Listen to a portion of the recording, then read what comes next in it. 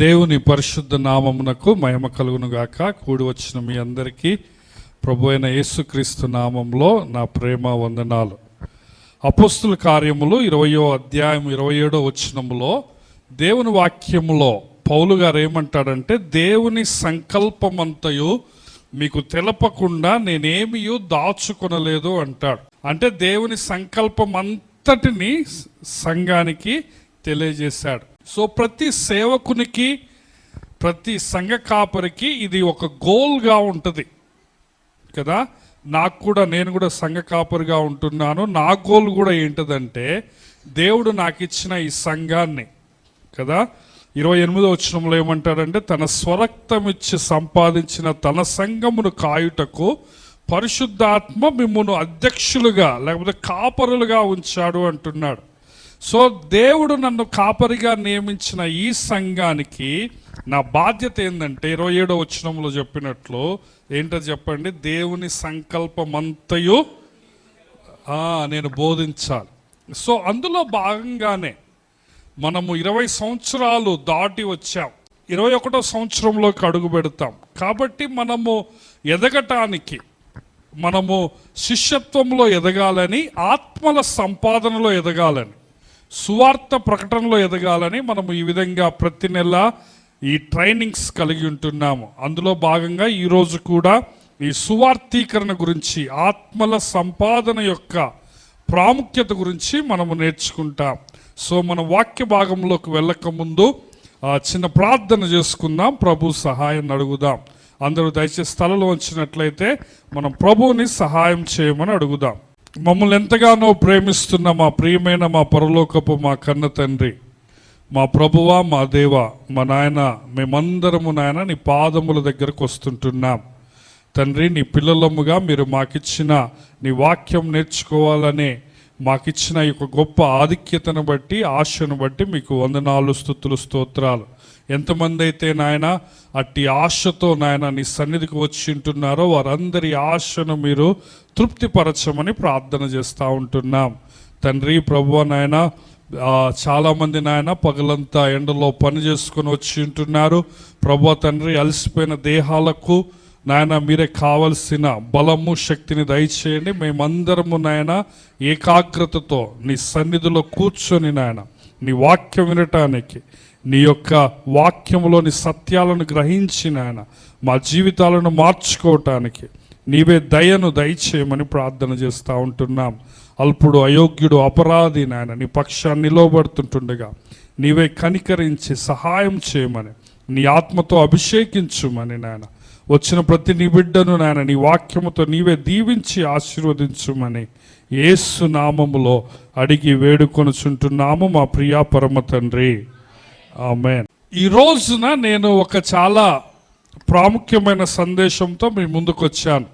ఆ సందేశం యొక్క అంశం ఏంటంటే, ఆత్మల సంపాదన చేయకపోతే కలిగే 7 పాపాలను నేను మీ దృష్టికి తీసుకొని వద్దాం అనుకుంటున్నాను. ఏంటో చెప్పండి, ఆత్మల సంపాదన చేయకపోతే కలిగే 7 పాపాలు, లేకపోతే ఆత్మల సంపాదన నీవు చేయకపోతే నీ పాపము, లేకపోతే ఎవరైనా ఏ వ్యక్తి అయినా కానీ, నేనైనా మీరైనా, మనము ఆత్మల్ని సంపాదించకపోతే మనము 7 పాపాలను చేస్తాం కదా.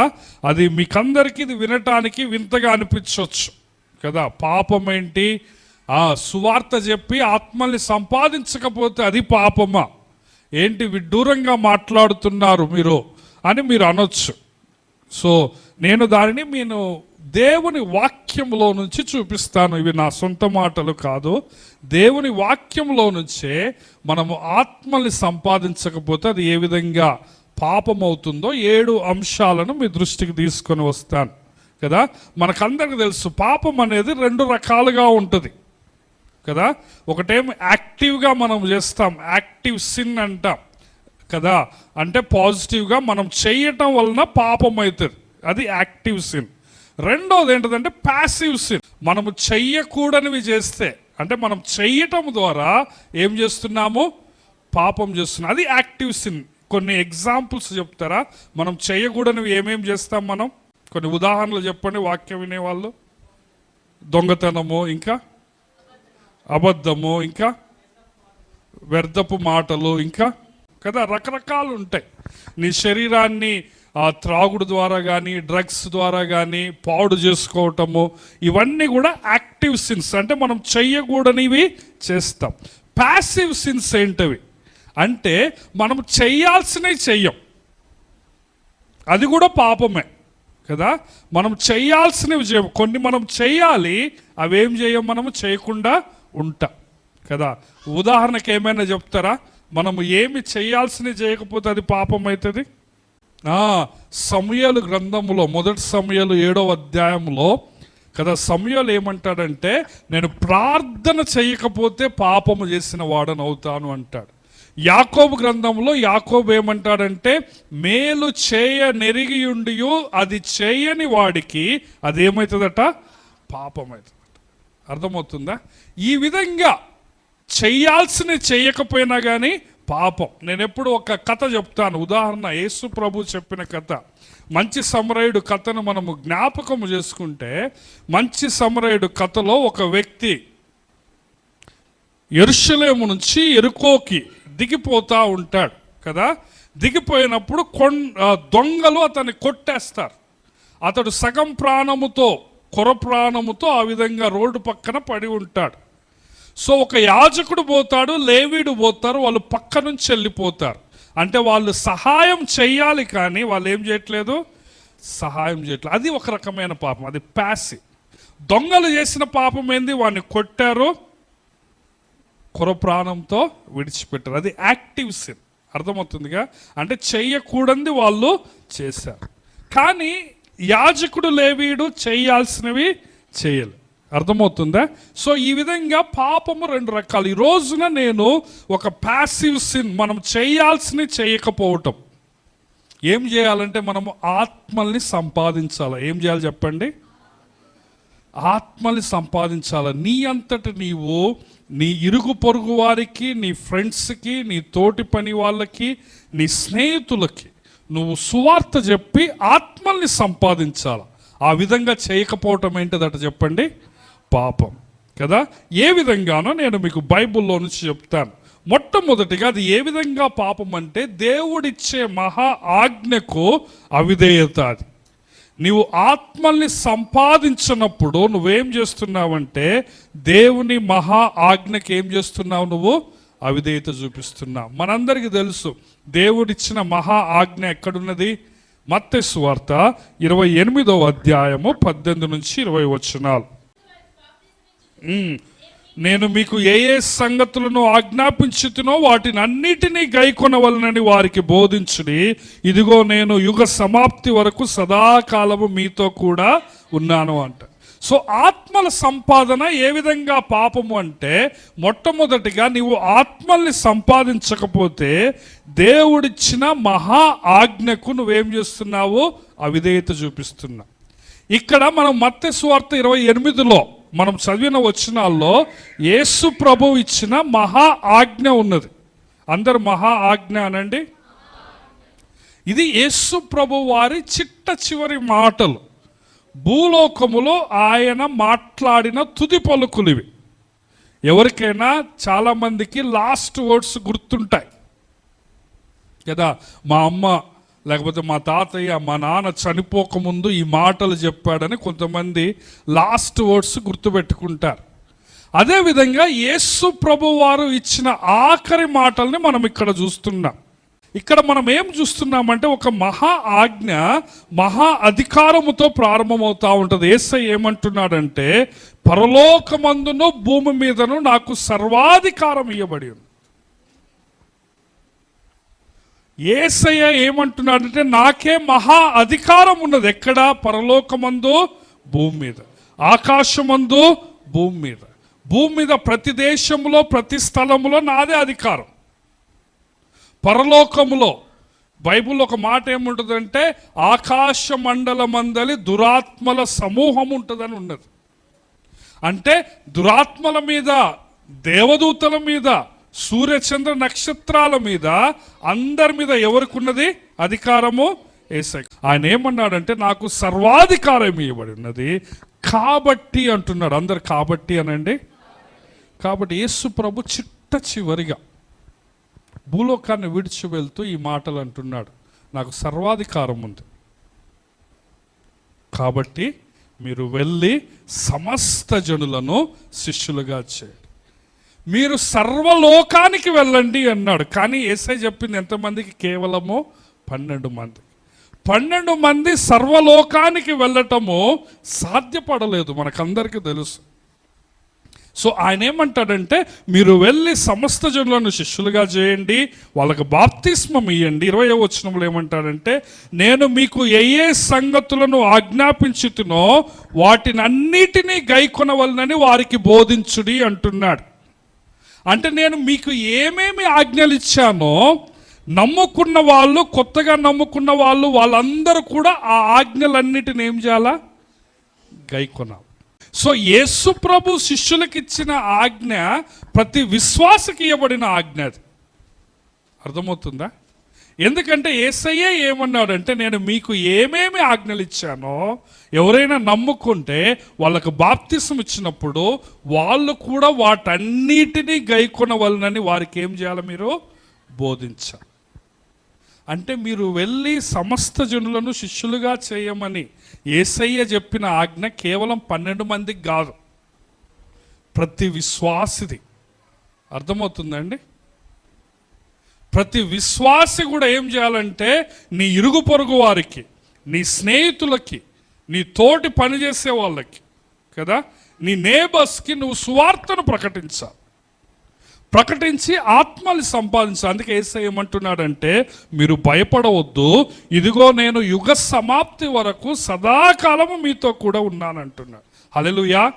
యేసయ్య ఏమంటున్నాడంటే, సర్వాధికారము నాదే, మీరు వెళ్ళి శిష్యులను చేయండి, వాళ్ళకు కూడా నేను మీకు ఏమేమి ఆజ్ఞలు ఇచ్చానో అవన్నీ వాళ్ళకు బోధించండి. అంటే దాని అర్థము యేసయ్య ఇచ్చిన ప్రతి ఆజ్ఞ ప్రతి విశ్వాసిది అని. యేసయ్య ఏమంటున్నాడంటే, మీరు భయపడొద్దు, సదాకాలము నేను మీతో కూడా ఉన్నాను అంటున్నాడు. హల్లెలూయా. కాబట్టి మీరు వెళ్ళండి, మీరు భయపడొద్దు అంటున్నాడు. సో అట్టి ఆజ్ఞకు అవిధేయత చూపిస్తే, అవిధేయత ఏంటది? ఆజ్ఞ అతిక్రమమే ఏంటది? పాపం. దేవుని వాక్యంలో ఏమున్నది? ఆజ్ఞ అతిక్రమమే పాపం. కాబట్టి యేసయ్య ఈ తుది పలుకుల్లో, ఈ చిట్ట చివరిలో యేసయ్య ఇచ్చిన మహా ఆజ్ఞకు నువ్వు అవిధేయత చూపిస్తున్నావంటే, నువ్వు ఆత్మని సంపాదించటం లేదంటే నువ్వేం చేస్తున్నావు? పాపం చేస్తున్నావు. అందుకే ప్రకటన గ్రంథంలో చివరి అధ్యాయం చివరి పేజీలో యేసు ప్రభు యోహాను భక్తుడితో ఈ విధంగా అంటాడు. ప్రకటన గ్రంథము 22వ అధ్యాయము 16వ వచనం, సంఘముల కోసము ఈ సంగతులను గూర్చి మీకు సాక్ష్యమిచ్చుటకు యేసు అను నేను నా దూతను పంపి ఉన్నాను. నేను దావీదు వేరు చిగురును, సంతానమును, ప్రకాశమైన వేకువ చుక్కనై ఉన్నాను. ఆత్మయు పెండ్లి కుమార్తెయు రమ్ము అని చెప్పవలను, వినువాడును రమ్ము అని చెప్పవలను. దప్పిగొనిన వారిని రానిమ్ము, ఇచ్చయించు వారిని జీవజలమును ఉచితముగా పుచ్చుకొనని. హల్లెలూయా. ప్రతి విశ్వాసి నీవు రమ్ము అని చెప్పాలి. నీవు యేసయ్య దగ్గరికి ఏం చేయాలి చెప్పండి? ఆహ్వానించాలి. యేసు ప్రభు యోహానుకి ఇక్కడ చెప్తుంటున్నాడు, నేను యేసును, నేను ఈ మాట చెప్తుంటున్నాను. ప్రతి విశ్వాసం ఏం చేయాలా? రమ్మని చెప్పాలి, ఆహ్వానించాలి కదా. సో మొట్టమొదటి పాపం ఏంటంటే దేవుని మహా ఆజ్ఞకు అవిధేయత. రెండవది ఏంటంటే యేసు ప్రభువు పట్ల ప్రేమ లేకపోవటం. నువ్వు ఆత్మల్ని సంపాదించటం లేదు, సువార్త ప్రకటించటం లేదు అంటే దాని అర్థం ఏంటంటే నీవు యేసయ్యని ఏం చేయట్లేదు? ప్రేమించటం. నీ కోసము కలువరి శిలువలో ప్రాణం పెట్టిన యేసయ్య అంటే నీకు ఏమాత్రము గౌరవం లేదు. నీవు పాపములో, నరకములో, శాపములో, సాతాను సంఖ్యలలో ఉంటున్నప్పుడు యేసు ప్రభు దేవాతి దేవుడై ఉండి నీ కోసం ఆయన ఈ లోకానికి వచ్చాడు. నిన్ను ఆయన లేపాడు, నిన్ను ఆయన రక్షించాడు. నీ కోసం ఆయన కలువరి శిలువలో రక్తాన్ని కార్చాడు. రక్తాన్ని కార్చి నిన్ను విడిపించాడు, నిన్ను విమోచించాడు. నిన్ను ఏమంటున్నాడంటే, నీవు నన్ను ప్రేమించు, నేను నిన్ను ఆశీర్వదిస్తాను అంటున్నాడు. కానీ నువ్వు ఆయన పని చేయటం లేదంటే దాని అర్థమైంది నీవు ఆయనను ప్రేమించటం లేదు. రండి, యోహాను సువార్త 14వ అధ్యాయము 15వ వచనం. మీరు నన్ను ప్రేమించిన యెడల నా ఆజ్ఞలు గైకొందురు అంటున్నారు. ద్వితీయోపదేశకాండం 6వ అధ్యాయంలో ఏముంటుందంటే, నీ దేవుడైన యెహోవాను నీవు పూర్ణ హృదయముతో, పూర్ణ ఆత్మతో, పూర్ణ బలముతో ప్రేమించవలను, ఇదే ఆజ్ఞ అంటాడు. యేసు ప్రభు కూడా ఏమి ఆజ్ఞలు ఉన్నాయంటే 2 ఆజ్ఞలు అంటాడు. నిన్ను వలె, మొట్టమొదటిది ఏంది, నీ దేవుడైన యెహోవాను నీవు పూర్ణ ఆత్మతో పూర్ణ బలముతో ప్రేమించాలి. రెండవది ఏంటంటే నిన్ను వలె నీ పొరుగువాన్ని ప్రేమించాలి. సో యేసయ్య ఇక్కడ ఏమంటున్నాడంటే, మీరు నన్ను ప్రేమిస్తే నా ఆజ్ఞలు గైకొంటారు. ఒకటే ప్రూఫ్. నీవు ఆయన ఆజ్ఞలు గైకొనకుండా యేసయ్య అంటే నాకు ప్రేమ అనటానికి వీల్లేదు. ఏమో వింటున్నారా? ఓన్లీ పదాలతో ప్రేమ అంటే సరిపోతుందా కదా? భార్య భర్తలు ఎవరైనా, ఒక భర్త వేరే ఊరిలో పని చేస్తున్నాడు అనుకోండి, ఏదైనా వేరే రాష్ట్రమో వేరే దేశం అనుకోండి, ఒక ఫోన్ లేదు, ఒక మాట లేదు, ఒక ముచ్చట లేదు, సంవత్సరాలు గడిచిపోతున్నాయి. వచ్చి నువ్వంటే నాకు ప్రేమ ఉన్నది కానీ నాకు ఫోన్ చేయడానికి టైం లేదు, 2 సంవత్సరాల నుంచి అందుకే ఫోన్ చేయలేదంటే కుదురుతుందా? చెప్పండి, కుదురుతుందా? ప్రేమ ఉంటే అది క్రియల్లో చూపించాలి నువ్వు, అవునా కదా? సో యేసయ్య ఏమంటున్నాడంటే ఇదే మాట పదే అంటాడు. యేసయ్య 21వ వచనం చూడండి. నా ఆజ్ఞలను అంగీకరించి వాటిని గైకొన్న వాడే నన్ను ప్రేమించువాడు, నన్ను ప్రేమించువాడు నా తండ్రి వలన ప్రేమించబడును, నేను వానిని ప్రేమించి వానికి నన్ను కనపరుచుకో. 23 చూడండి. యేసు ఒకడు నన్ను ప్రేమించిన యెడల వాడు నా మాట గైకొను, అప్పుడు నా తండ్రి వాడిని ప్రేమించును, మేము వాని యొద్దకు వచ్చి వాని యొద్ద నివాసము చేస్తాం. 15వ అధ్యాయంలో కూడా ఏ మాటలు ఉంటాయి. యేసయ్య పదే ఏమన్నాడంటే, నీవు నన్ను ప్రేమిస్తే నా ఆజ్ఞలను గైకొంటా. హల్లెలూయా.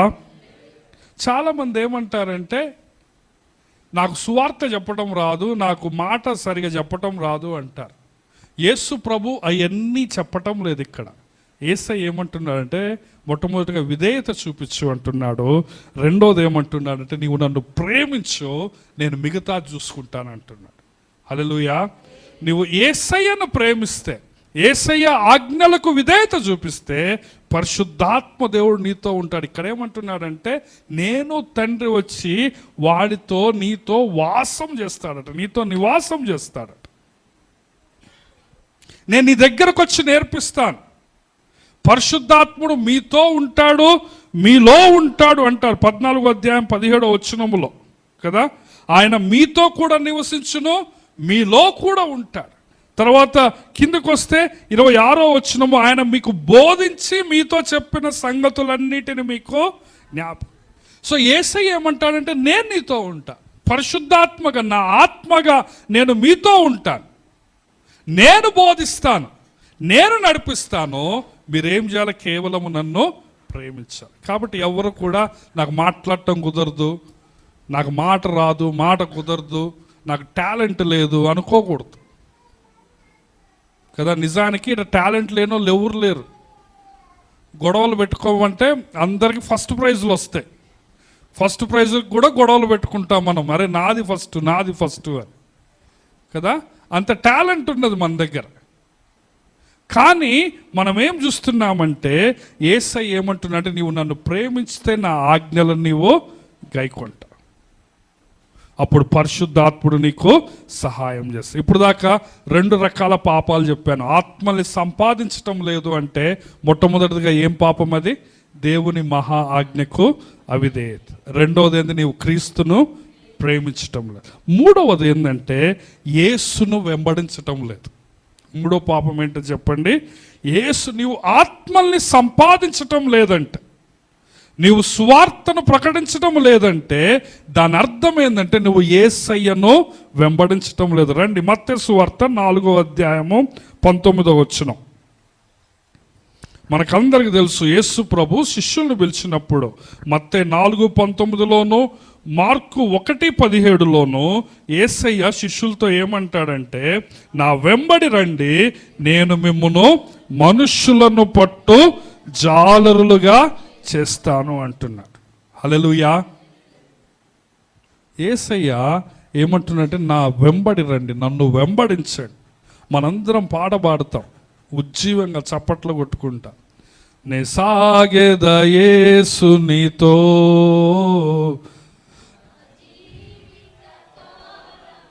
వెను శత్రువులు వెంటాడినను,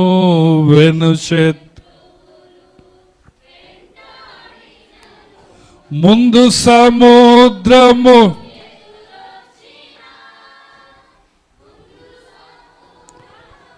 ఎదురొచ్చిన మోషే వలె సాగేదా. యేసయ్య అందరం పాడబడతా, నేను యేసయ్య ఎమ్మటి సాగుతా, యేసయ్యను వెంబడిస్తా. ముందు సముద్రం ఉన్నా, వెనక శత్రువులున్నా, సింహం వచ్చినా, ఎలుగుబంటి వచ్చినా, ఏమొచ్చినా నేను యేసయ్యను వెంబడిస్తాను పాటే పాడతాం మనం. కానీ మన జీవితంలో దానికి సంబంధించిన క్రియ కనపడటం లేదు. ఉంటున్నారా? నిజానికి మనమందరము వేషధారుల గుంపులో ఉన్నాం. మీరు నా మీద కోప్పడవచ్చు, కానీ అది నిజం. ఎందుకంటే మన పాట చాలా ధైర్యంగా పాడతాం, నేను యేసయ్యతో సాగుతా, యేసయ్యను వెంబడిస్తాను. యేసయ్య ఏమంటాడంటే, మత్తయి సువార్త 16:24 నన్ను వెంబడించువాడు తన్ను తాను ఉపేక్షించుకొని తన సిలువను ఎత్తుకొని నన్ను వెంబడించాలి అంటాడు. హల్లెలూయా. కాబట్టి నువ్వు ఆయనను వెంబడిస్తే ఆయన మార్గంలో నీవు నడుస్తావు. నీవు ఆయనను వెంబడిస్తే ఆయన మాట నీకు అర్థమవుతుంది. నువ్వు ఆయనను వెంబడిస్తే యేసయ్య మనసు నీకు తెలుస్తుంది. అవునా కాదా? నువ్వు యేసయ్య వెంబడి పోతున్నావు అనుకోండి, యేసయ్య వెనక సాగిపోతున్నావు అనుకోండి, దాని అర్థమైంది యేసయ్య అడుగు జాడల్లో నీవు నడుస్తున్నావు. అందుకే ఫిలిప్పీలకు రాసిన పత్రిక 2:5 ఏముంటుందంటే, క్రీస్తు యేసునకు కలిగిన ఈ మనస్సు మీరును కలిగి ఉండు. పేతురు గారు ఏమంటారంటే, ఆయన అడుగు జాడల్లో నీవు నడవాలంట. ఆయన మనస్సు ఏందో తెలుసా? ఆయన కోరిక ఏందో తెలుసా? 2 పేతురు 3:9 మనకందరికీ తెలుసు. కొందరు ఆలస్యమును ఎంచుకున్నట్లు ప్రభు తన వాగ్దానమును గూర్చి ఆలస్యం చేయువాడు కాడు గాని ఎవడునూ నశింపవలన ఇచ్చయింపక అందరూ మారు మనసు పొందవలనని ఆయన మీ ఎడల దీర్ఘశాంతము కలిగి ఉన్నాడు. ఇచ్చ అనండి. ఇచ్చ అంటే అర్థమైంది కోరిక. ఇచ్చ హిందీ సంస్కృతం పదం అది. ఆయన ఇచ్చ ఏంటంటే ఎవరు నశించిపోవద్దు, అందరూ. ఇదే మాట 1 తిమోతి 2:4 కూడా ఉంటుంది. మనకందరూ తెలుసు. సోదరా, 1 తిమోతి 2:4 మరొకసారి ఆయన ఇచ్చ వహాం పే కహా దియా, ఉన్కా ఇచ్చ క్యా హై, ఆయన మనుషులందరూ రక్షణ పొంది,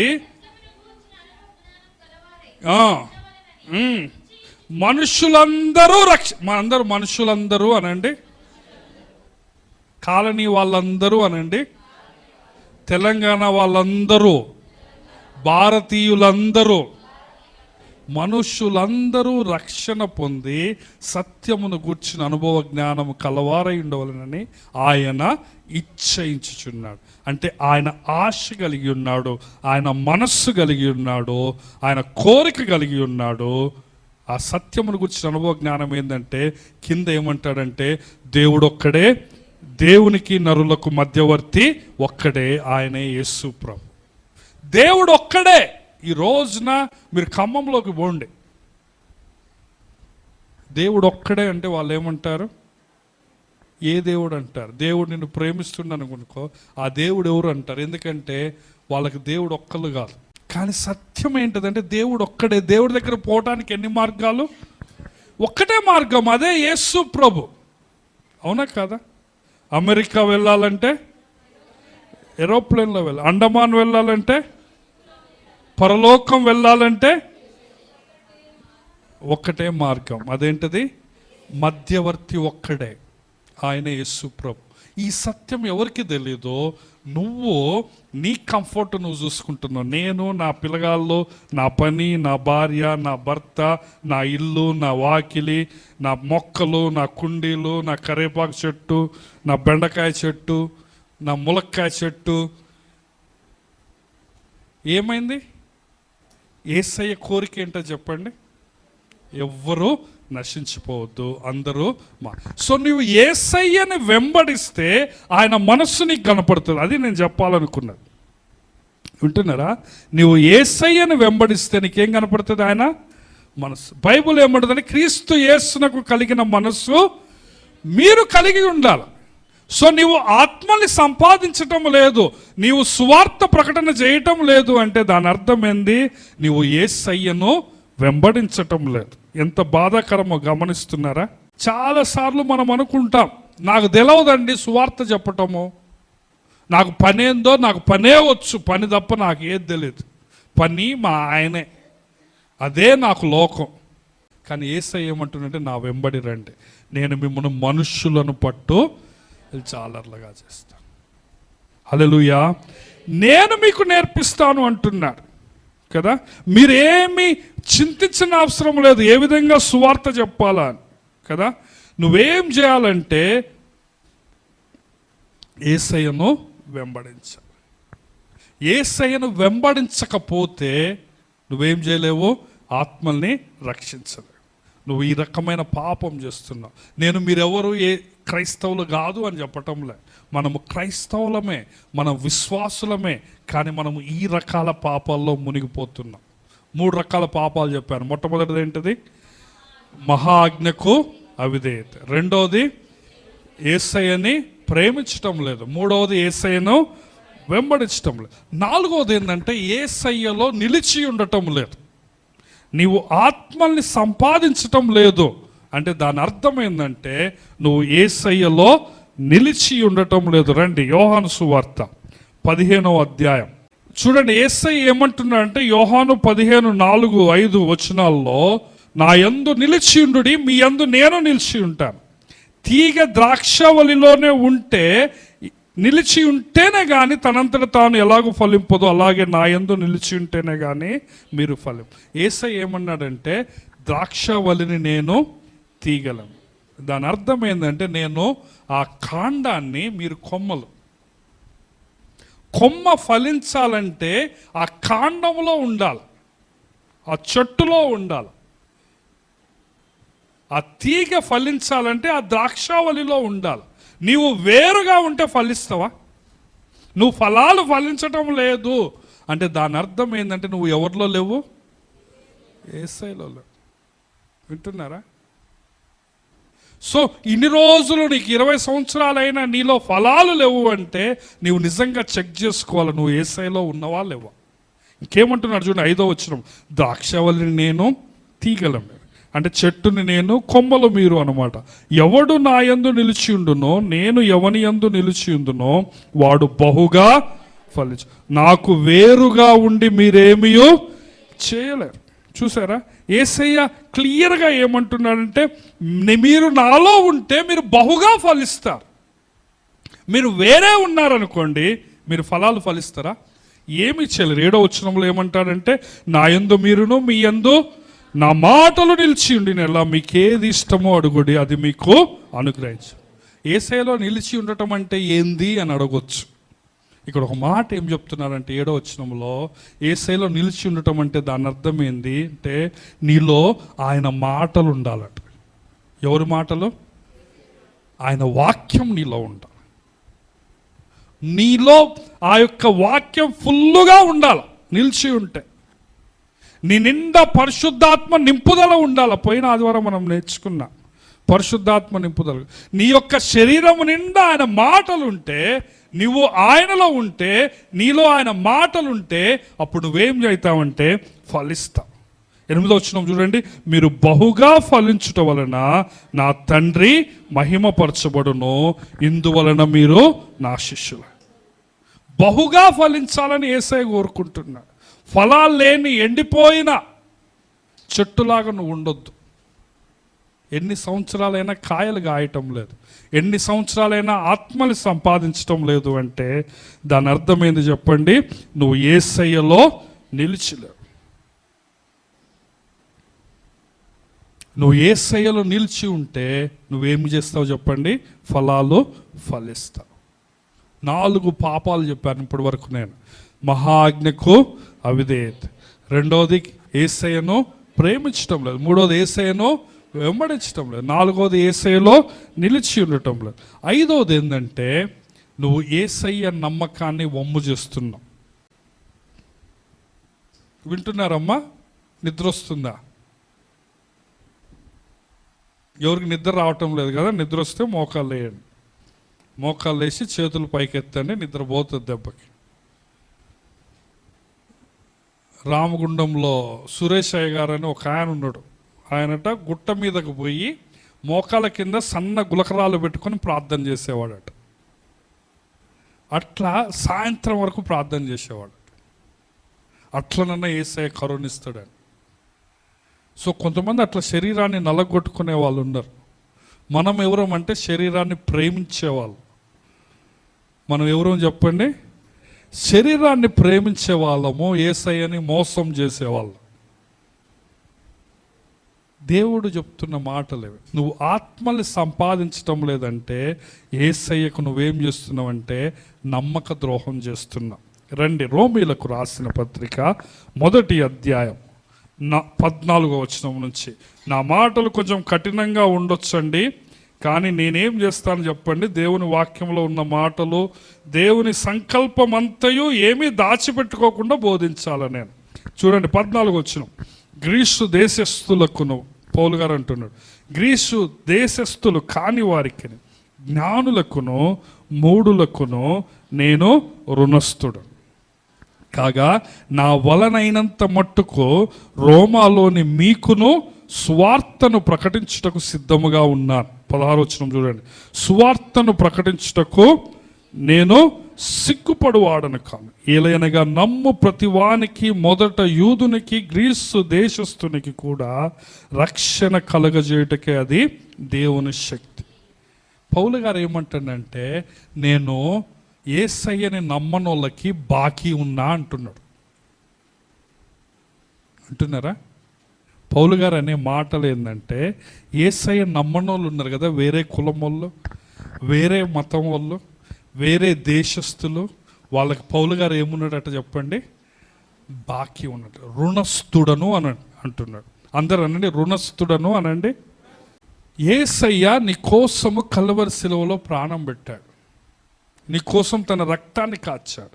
బైబుల్ ఏమని చెప్తుందంటే ఆయన తన రక్తాన్ని నీ కోసం క్రయధనముగా ఇచ్చాడు. క్రయధనం అంటే నిన్ను తన రక్తం ఇచ్చి కొన్నాడు. అపోస్తలుల కార్యం 28:28లో తన స్వరక్తం ఇచ్చి సంపాదించుకున్నాడు. నేను తన రక్తాన్ని నీ క్రయధనముగా ఇచ్చాడు. నిన్ను పాపము నుంచి, నిత్య నరకము నుంచి, సాతాను బంధకాల నుంచి, సాతాను సంఖ్యల నుంచి నిన్ను విడిపించాడు. నువ్వేం చేయాలంటే ఆ అప్పు ఇప్పుడు తీర్చాలి. యేసయ్య నీ కోసం ఆ పెట్టిన ఆ ధనాన్ని నువ్వేం చేయాలా? అప్పు ఏం చేయాలి చెప్పండి? తీర్చాలి. కానీ ఆ అప్పు తీర్చడానికి నువ్వేం చేయాలా చెప్పండి? ఆ అప్పు తీర్చడానికి ఏం చేయాలి? నువ్వు సువార్త ప్రకటించాలి. పౌలు గారు ఏమంటున్నాడంటే నేను అందరికీ ఏంటది రుణస్థుడని. ఎందుకు రుణస్థుడంటే యేసయ్య నాకు చెల్లించాడు, ఆయన నా కోసము తన రక్తాన్ని కార్చాడు. సువార్తను గూర్చి నేను సిగ్గుపడువాడను కాను అంటున్నా. ఈ రోజున మనందరికీ యేసు ప్రభు గురించి చెప్పాలంటే సిగ్గు, భయం, పిరికితనం. యేసయ్య నీ కోసం శిలువలో సిగ్గుపడ్డా? ఆయన దిగంబరిగా నీ కోసం ఆయన మరణించాడు. ఆయన దిగంబరిగా నీ కోసం దేవాతి దేవుడై ఉండి ఆయన నీ కోసం రక్తం కార్చాడు. నిన్ను కొన్నాడు. ఆయన నిన్నేమంటున్నాడు అంటే నా రుణం తీర్చుకుంటావు అంటున్నాడు. పౌలు గారు ఏం చేశాడంటే తన ఛాయాశక్తుల పౌలు గారు ఏమంటాడంటే ఎన్నో శ్రమలు పడ్డాను అంటారు. 2 కొరింథీ 11వ అధ్యాయం ఇంటి వెనక చదువుకోండి. యూదుల చేత ఒకటి తక్కువ 40 కొరడా దెబ్బలు 5 సార్లు తిన్నాను అంటాడు. 3 సార్లు బెత్తములతో కొట్టబడ్డాను, ఒకసారి రాళ్ళతో కొట్టబడ్డాను అంట. ఎన్నో శ్రమలు. చివరికి పౌలు గారి తల తీసేశారు, శిరచ్ఛేదనం చేయబడ్డాడు. కానీ పౌలు గారు సువార్త ప్రకటించడం ఆపు చేయలేదు. ఎందుకు? పౌలు గారు ఏమంటుండంటే నేను రుణస్థుడను. సో నువ్వు ఆ రుణాన్ని తీర్చటం లేదంటే యేసయ్య నీపై పెట్టుకున్న నమ్మకాన్ని ఏం చేస్తున్నావు? నువ్వు వమ్ము చేస్తున్నావు. యేసయ్య నీపై పెట్టుకున్న నమ్మకాన్ని నువ్వు ఆ నమ్మక ద్రోహం చేసి యేసయ్యను మోసం చేస్తున్నావు. ఒక బిజినెస్లో 2 పార్ట్నర్స్ ఉన్నారు అనుకోండి. 2 బిజినెస్ పార్ట్నర్స్ ఉన్నారు. ఆఫీస్లో ఒక పార్ట్నర్కి హార్ట్ అటాక్ వచ్చింది, చచ్చిపోతున్నాడు. చచ్చిపోతూ ఏమన్నాడంటే ఇంకొక పార్ట్నర్తో, నేను నా డబ్బులు ఇక్కడ 50 లక్షలు ఉన్నాయి కదా, మా ఇంట్లో ఎవరికి చెప్పలేదు, నా 50 లక్షలు ఇక్కడ పెట్టినని, దయచేసి నేను చనిపోతున్నాను, నా పిల్లలకి ఆ 50 లక్షలు ఇచ్చేయమన్నాడు. అని చనిపోయాడు. పిల్లలు పెద్దోళ్ళు అయ్యారు. కాలేజీ ఫీజుకి ఏమైనా మా నాన్న డబ్బులు ఏమైనా ఉన్నాయంటే ఆయన లేవు అన్నాడు. హాస్పిటల్కి వాళ్ళ తల్లి హాస్పిటల్కు అడ్మిట్ అయ్యాను. వాళ్ళు పోయి మా నాన్న పార్ట్నర్ కదా ఏమైనా డబ్బులు ఉన్నాయంటే ఆయన ఏమన్నాడు? లేవు అన్నాడు. పిల్లల పెళ్ళిళ్ళకి ఖర్చులు ఆయన ఏమన్నాడు? లేవు. అదేంటది? నమ్మక ద్రోహం. అదేంటది? మోసం. అదేంటిదంటే రుణాన్ని ఆయన తీర్చలేదు. సో మనము కూడా చాలాసార్లు ఇదే విధంగా ఉన్నాం.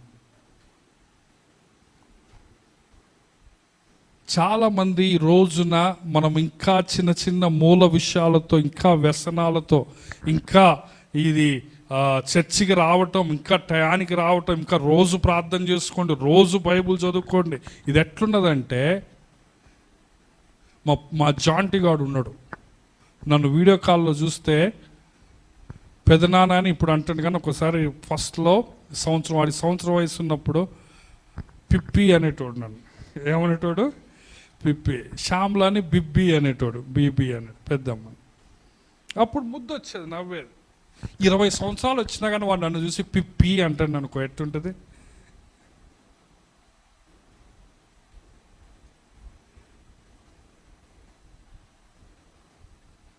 పదిహేను సంవత్సరాలు వచ్చినా పెదనాన్న అంటాం, పలకటం రాక.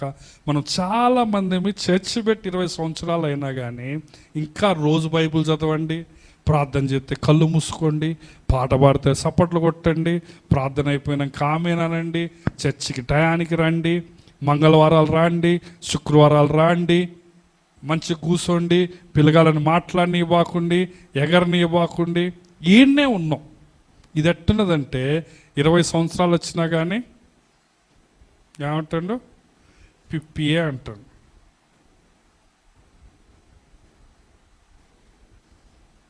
బాగుంటుంది అట్లా. చూడండి, మనము దేవుడు నిన్ను ఎదగాలని కోరుకుంటూ, నువ్వు ఎంత ఎదగాలంటే హెబ్రీలకు రాసిన పత్రిక 6వ అధ్యాయము ఆ వచనాలు మనం గమనిస్తే అక్కడ ఏముంటుందంటే, హెబ్రీలకు రాసిన పత్రిక 6వ అధ్యాయం మొదటి నుంచి చదవండి.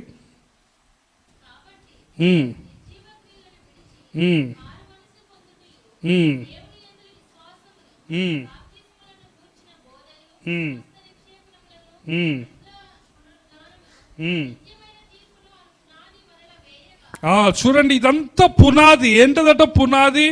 నిర్జీవ క్రియలను విడిచిపెట్టడం, అంటే జీవము లేని క్రియలను విడిచిపెట్టడం, మారు మనస్సు పొందటం, విశ్వాసం, బాప్తిస్మం, హస్త నిక్షేపణం, మృతుల పునరుద్ధానం ఉంటుందని చెప్పటం, తీర్పు ఉంటుందని చెప్పటం. ఇదంతా ఏంటంటే పునాది. ఇదంతా ఫస్ట్ క్లాస్ అమ్మా. ఇదంతా ఏంటిదంటే ఎల్కేజీ. బాప్తిస్మము, పునరుద్ధానం ఉంటుంది, తీర్పు ఉంటుంది, నిర్జీవ క్రియలు విడిచిపెట్టు, వ్యసనాలు విడిచిపెట్టు. ఇంకెప్పుడు పునాది కానే ఉంటుంది. 20 సంవత్సరాలైనా వాడు పునాదే కడతాడు అనుకోండి, సైజు రాయి పెట్టి అదే కట్టుకుంటూ పోతాడు. ఎట్టుంటుంది? ఇల్లు అవుతుంది అది. సో ఏమంటుండంటే అను పునాది వేయక ఏమంటున్నాడు, క్రీస్తును గూర్చిన మూలోపదేశము అంటే బేసిక్ లెసన్స్ మాని సంపూర్ణుల మగుటకు ఏం చేయాలట, మనము సాగిపోవాలి. హల్లెలూయా. సో నీవు ఈ విధంగా సువార్తను ప్రకటించకపోతే నీవు నీ రుణాన్ని తీర్చుకోవటం లేదు. తద్వారా నీవు పాపాన్ని మూట కట్టుకుంటున్నావు, అపరాధంలోకి నీవు వెళ్తుంటున్నావు. అందుకే యేసు ప్రభు ఆ తలాంతుల ఉపమానంలో ఏమంటాడు, ఒకటికి 5 తలాంతులు ఇస్తాడు, ఒకటి 2 ఇస్తాడు, ఒకటి ఇస్తాడు, 5 10 చేస్తాడు, 2 4 చేస్తాడు, 1 ఏం చేస్తాడంటే భూమిలో దాచిపెడతాడు. వాడిని చూసి ఏమంటారంటే, యేసయ్య సోమరివైన చెడ్డ దాసుడా. మత్తయి సువార్త 24 అధ్యాయంలో ఉంటుంది. నేను ఈ పైసల్ని వడ్డీ వాళ్ళ దగ్గర పెడితే, బ్యాంకులో పెడితే వాళ్ళు నాకు కనీసం బ్యాంక్ వడ్డీ అయినా ఇస్తారు. సో చాలాసార్లు మనం ఇట్లనే ఉంటున్నాం. యేసయ్య నీకు రుణం ఇచ్చాడు, కానీ నీవు ఆ రుణాన్ని తీర్చుకోలేకపోతున్నావు. హల్లెలూయా. నీవు నీ యొక్క జీవితంతోటే తృప్తి పడుతున్నావు, ఇతరులు ఆడిగిపోయినా పర్వాలేదు అనుకుంటున్నావు, నీ స్నేహితులు ఆడిగిపోయినా పర్వాలేదు, కొంచెమైనా బాధ లేదు. ఇంటి పక్కన వాళ్ళు చనిపోయినా, చుట్టాలు చనిపోయినా, వాళ్ళు నరకానికి పోయినారని కొంచెమన్నా మనకి బాధ లేదు. అంటే మన హృదయంలో విశ్వాసం లేదు. దేవుడు ఉన్నాడు, పరలోకం ఉంది, నరకం ఉన్నది, ఈ దేవుడు ఒక్కడే, దేవుడి దగ్గర పోవడానికి యేసయ్య ఒక్కటే మార్గము, యేసయ్య ద్వారా వాళ్ళు వెళ్ళకపోతే వాళ్ళు దేవుడి దగ్గరకు పోరు, వేరే చోటకు పోతారు, అది నరకము అన్న విశ్వాసం లేదు. దాని ద్వారా ఏమవుతున్నదంటే ఎన్ని కార్యక్రమాలకు పోయినా కానీ మనలో బాధ లేదు అంటున్నారు. సో యేసయ్య చూసి ఏమంటాడు, సోమరివైన చెడ్డ దాసుడా అంటున్నాడు. ఎన్ని చూసాం మనం ఇప్పటి వరకు? 5 చూసాం. ఏమంటే చెప్పండి. మొట్టమొదటిది ఏంటిది? మహా ఆజ్ఞకు అవిధేయత అనే పాపం. రెండవది యేసయ్యను ప్రేమించని పాపం. మూడవది వెంబడించని పాపం. నాలుగవది ఆయనలో నిలిచి ఉండని పాపం. ఐదవది యేసయ్య నమ్మక ద్రోహం చేయటం, ఆయన రుణాన్ని నువ్వు తీర్చుకుంటం. ఆరవది ఏంటంటే మూర్ఖత్వం. నువ్వు ఆత్మని సంపాదించటం లేదంటే దాని అర్థం ఏంటంటే నీకేం లేదు, జ్ఞానం లేదు. ఏం లేదు చెప్పండి? జ్ఞానం లేదు. అంటే ఏముంది నీకు? మూర్ఖత్వం. సో ఏం పాపం అది? మూర్ఖత్వం అనే పాపం. సామెతల గ్రంథం 11వ అధ్యాయం 30వ వచనం. నీతిమంతుడు ఇచ్చు ఫలము జీవవృక్షము, జ్ఞానము గలవాడు ఇతరులను ఏం చేస్తారట చెప్పండి? రక్షిస్తాడు. అంటే ఇతరులను రక్షించని వాడెవరు? జ్ఞానము లేనివాడు. నాకు నిన్న ప్రార్థనలో, నేను బైబుల్ స్టడీలో నాకు సడన్గా ఒక విషయము దేవుడు నాకు ఒక గ్రహింపునిచ్చాడు. నాకు చాలా ఆశ్చర్యం వేసింది. నేను ఈ లోకములో ఒక విశ్వాసలో కానీ ఒక మనిషిలో ఉన్న లోపాలు, బలహీనతలు అవన్నీ గమనిస్తే దానికి రూట్ ఏందో తెలుసా? ఒక మనిషిలో గర్వం ఉన్నదనుకోండి, ఒక మనిషిలో కోపం ఉన్నదనుకోండి, ఒక మనిషిలో బూతులు ఉన్నాయనుకోండి, ఒక మనిషిలో మద్యం అనే వ్యసనం ఉన్నదనుకోండి, ఒక మనిషిలో గ్యాంబ్లింగ్ అనే వ్యసనం ఉందనుకోండి, వీటన్నిటికీ ఒక్కటే రూటు, ఒక్కటే మూలం. అదేంటో తెలుసా? జ్ఞానం లేకపోవటం. దేవుడు నాకు అది నిన్న అది ప్రార్థనలో తెలియజేశాడు. గర్వం ఎందుకుంటుంది అంటే దానికి ఒకటే ఒక్క మూలం. ఏంటది? జ్ఞానంలో. వ్యసనాలు ఎందుకున్నాయి? ఒకటే ఒక్కటి మూలం. ఏంటది? జ్ఞానం లేకపోవడం. అన్నీ మీరు చూడండి, ఏ బలహీనతైనా చూడండి. ఎందుకు ఆ మనిషికి అంత పొగర అంటే ఏంది? జ్ఞానం. అంటే వాడి స్థితి వాడు తెలుసుకోలేని బుద్ధిహీనుడు అను అర్థమవుతుంది. ఎందుకు అట్లా బూతులు మాట్లాడుతుండంటే దాని అర్థమైంది ఏం లేదు, దానికి జ్ఞానం. సో ప్రతి పాపం, ప్రతి బలహీనత దాని యొక్క రూట్ కాజ్ ఏంది చెప్పండి? జ్ఞానం లేకపోవడం. అందుకే యేసయ్యను ఏమన్నారంటే జ్ఞానముతో పోల్చారు. హల్లెలూయా. యేసయ్య జ్ఞానానికి సాదృశ్యంగా ఉన్నాడు సామెతలు 8లో. కాబట్టి ప్రియమైన దేవుని బిడ్డలారా, ఇక్కడ ఏమంటున్నాడంటే జ్ఞానము గలవాడు ఏం చేస్తాడట? ఇతరులను రక్షిస్తాడట. హల్లెలూయా. దానియేలు గ్రంథం 12వ అధ్యాయం 3వ వచనం. బుద్ధిమంతులైతే, అందరు బుద్ధిమంతులైతే అనండి. అంటే నీకు జ్ఞానం ఉంటే, జ్ఞానవంతులైతే, బుద్ధిమంతులైతే ఆకాశ మండలములోని జ్యోతులను పోలిన వారే ప్రకాశించదు. ఎందుకు వాళ్ళు ఆకాశ మండలంలో జ్యోతుల్లాగా ఉంటారంటే, వాళ్ళు నీతి మార్గమును అనుసరించి నడుచుకున్నట్లు వాళ్ళు అనేకుల్ని ఏం చేస్తారట? తిప్పుతారట. హల్లెలూయా. వాళ్ళు అనేకుల్ని రక్షిస్తారు కాబట్టి వాడు బుద్ధిమంతుడు, వాడు జ్ఞానం గలవాడు, ఇతరులు రక్షిస్తాడు. వాడి చెట్టట జీవ వృక్షము అట. నీతిమంతుడిచ్చే ఫలం ఏంటదట? జీవ వృక్షం. నీలో నుంచి జీవం రావాలి.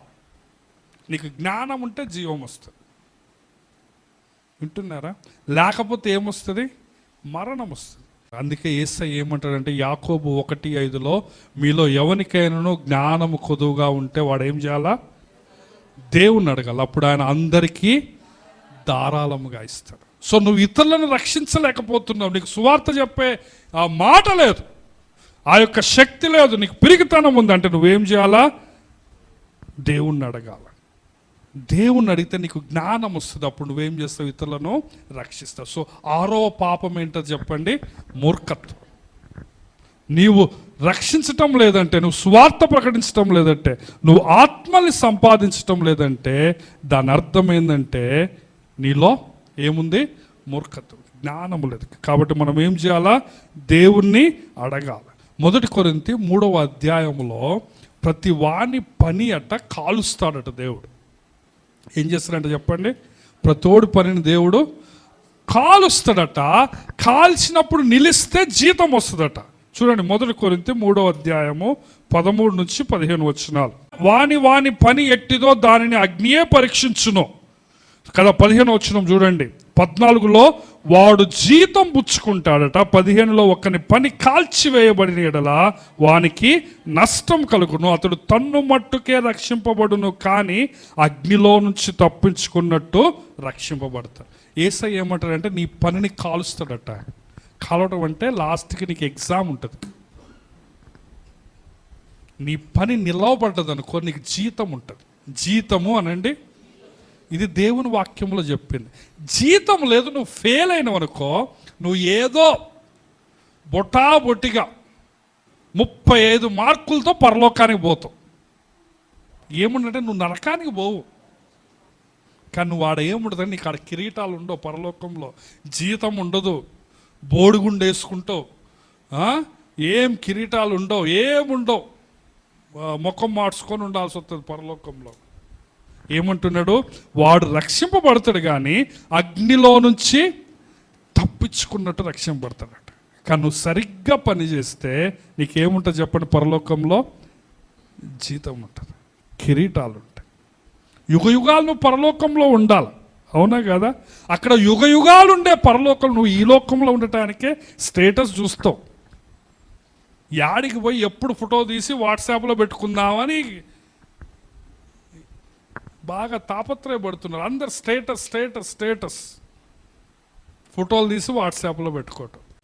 ఏమైందంటే జనాలకి ఇప్పుడు నలుగురిలో చూపించుకోవాలి, కానీ నువ్వు నిరంతరం ఆడుంటావు పరలోకం. ఆడ చూపించుకోవాలి కానీ నీకు జీతము కిరీటాలు ఆడుంటాయి. ఆడు నువ్వు ఏదో అట్ట జస్ట్ ఇంకా ఆడ ధరిని కూర్చోరా అంటాడు యేసయ్య పరలోకంలో. అట్లా కావాలా నీకు? యుగాలు ఆకాశ మండలంలోని జ్యోతుల వలె వాళ్ళు నిరంతరం ఏం చేస్తారంట? జ్యోతితరము ప్రకాశిస్తారు. సో ఆ నిరంతరము నువ్వు జ్యోతుల్లాగా ప్రకాశించాలా పరలోకంలో.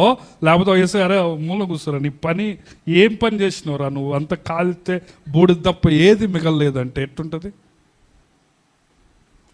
కదా. సో 6వ పాపం ఏంటంటే ఇదంతా ఏంటంటే మూర్ఖత్వం.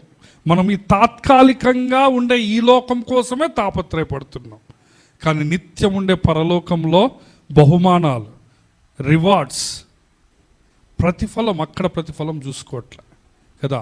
6 పాపాలు అయిపోయినాయి. లాస్ట్కి 7వది ఏంటంటే ఆత్మీయ హత్య. 7వ పాపం ఏంటో చెప్పండి?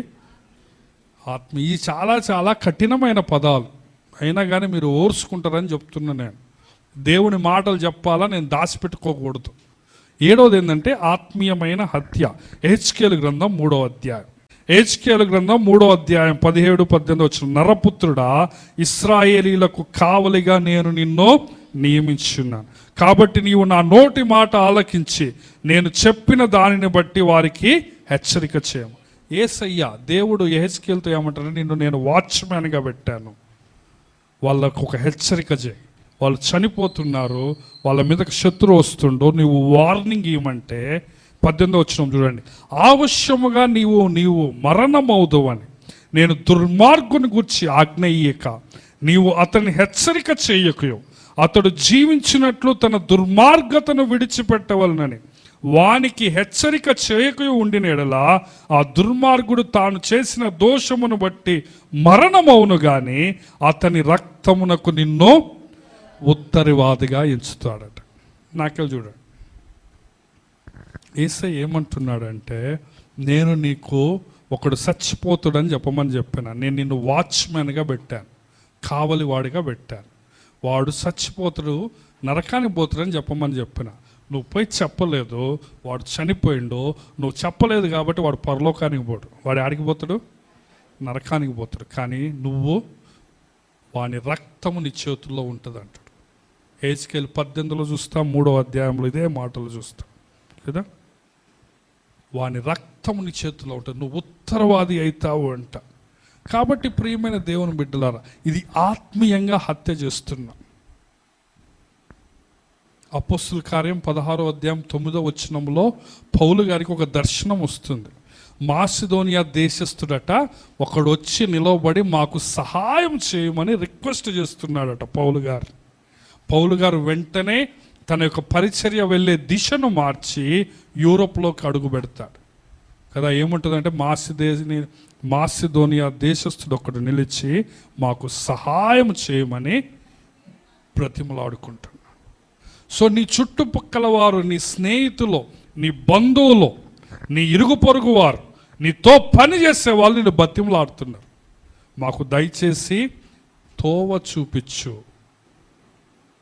నువ్వు చెప్పటం లేదు అంటే వాడు ఎక్కడికి పోతాడు, నరకానికి పోతాడు. కానీ వాని రక్తం ఎవరి చేతిలో ఉంటుంది, మన చేతిలో. సో 7 పాపాలు చెప్పాను నేను. మొదటి పాపం ఏంటో చెప్పండి, మహా ఆజ్ఞకు అవిధేయత. రెండోది యేసయ్యను ప్రేమించకపోవటం. మూడోది ఆయన వెంబడించకపోవటం అనే పాపం. నాలుగోది ఆయనలో నిలిచి ఉండని పాపం. ఐదోది యేసయ్యను నమ్మక ద్రోహం చేయటం. ఆరోది మూర్ఖత్వం అనే పాపం. ఏడోది ఆత్మీయమైన హత్య. ఇదంతా ఎందుకు చెప్తున్నాను నేను అంటే, మీ బాధ్యత, మన అందరి బాధ్యత, ఇంక్లూడింగ్ నన్ను కూడా కలుపుకొని నేను గుర్తు చేసుకుంటున్నాను. మన బాధ్యత, మనము ఆత్మల సంపాదన అనే పనిలో ఉండాలి. నేను ఇప్పటి వరకు చూపించిన ఈ 7 కారణాలు కూడా, 7 పాపాలు కూడా వాక్యంలో నుంచే చూపించాను. నా సొంత కవిత్వం కాదు ఇది కదా, దేవుని వాక్యం చెప్తున్న సత్యాలు. మనం ప్రార్థన చేద్దాము, సువార్తను ప్రకటిద్దాం. సరేనా? అందరు దయచేసి స్థలంలో ఉంచారు. ఒకసారి మన జీవితాలను ప్రభు సన్నిధిలో పరీక్ష చేసుకుందాం. అందరు కళ్ళు మూసుకోండి. నీవు సరిగా పని చేయాలా, దేవుని పొలంలో నీవు సరిగా పని చేయాలా అని యేసయ్య నిన్ను కోరుకుంటున్నాడు. యేసయ్య ఏమన్నాడంటే, నీవు రక్షింపబడ్డావు, నీవు ప్రభువులోకి వచ్చావు, మరి నీ ఫ్రెండ్స్ సంగతి ఏంది, నీ బంధువుల సంగతి ఏంది, నీ కుటుంబీకుల సంగతి ఏంది, నీ ఇంటి పక్కన వారి సంగతి, నువ్వు వాళ్ళ కోసం ఎంతగా ప్రార్థన చేస్తున్నావు, వాళ్ళ ఆత్మల పట్ల నీకు రుణస్థుడను అన్న భావం నీలో ఉందా? కనీసం వాళ్ళ కోసం నువ్వు కన్నీటితో ప్రార్థన చేస్తున్నావా? పౌలు గారు ఏమంటాడంటే, నేను శాపగ్రస్తుడనైనా పర్వాలేదు కానీ నా సొంత వారు రక్షింపబడాలి అంటాడు. మోషే ఏమంటాడైతే, నీవు వాళ్ళని రక్షించు, లేకపోతే జీవ గ్రంథములో నుంచి నా పేరు తుడిచివేయి అంటాడు. మనలో అటువంటి త్యాగం ఉండాలండి. అప్పుడే యేసయ్య ఏమంటారంటే, నీ పని బంగారములాగా కాల్చబడినా కానీ అది నిలుస్తుంది అంటున్నాడు, లేకపోతే గడ్డిలాగా అది కాలిపోతుంది అంటున్నాడు.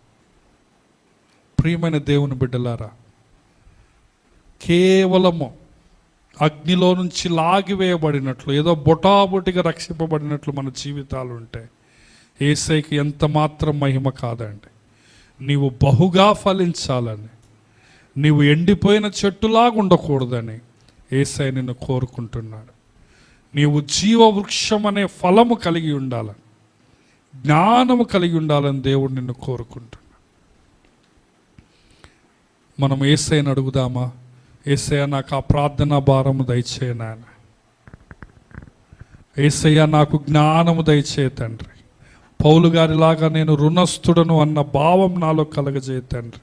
మన జీవితాలు మార్చుకుందాం. కేవలము విని బయటికి వెళ్ళకుండా, ప్రతి నెల విని మరలా రేపటి నుంచి నిద్రపోయి లేచి మన పనులు, మన జీవితం సేమ్ అన్నట్లు కాకుండా, చాలాసార్లు మనం దేవుని సన్నిధిలో తీర్మానం చేసుకున్నాం, వారానికి ఇంతమందికి చెప్తానని. ఆ తీర్మానాలు ఎక్కడికి పోయినాయి? ఒకసారి పరీక్ష చేసుకుందాం. యేసయ్య సన్నిధిలో నువ్వు వాగ్దానం చేశావు, ప్రమాణం చేశావు, నువ్వు నమ్మక ద్రోహం చేయవద్దు. మీరు ఈ రొట్టెను తిని ఈ పాత్రలోని త్రాగున్నప్పుడల్లా ప్రభు వచ్చే వరకు ఆయన మరణమును ప్రచురించాలి అన్న ఆజ్ఞ మనకి ఇవ్వబడ్డది.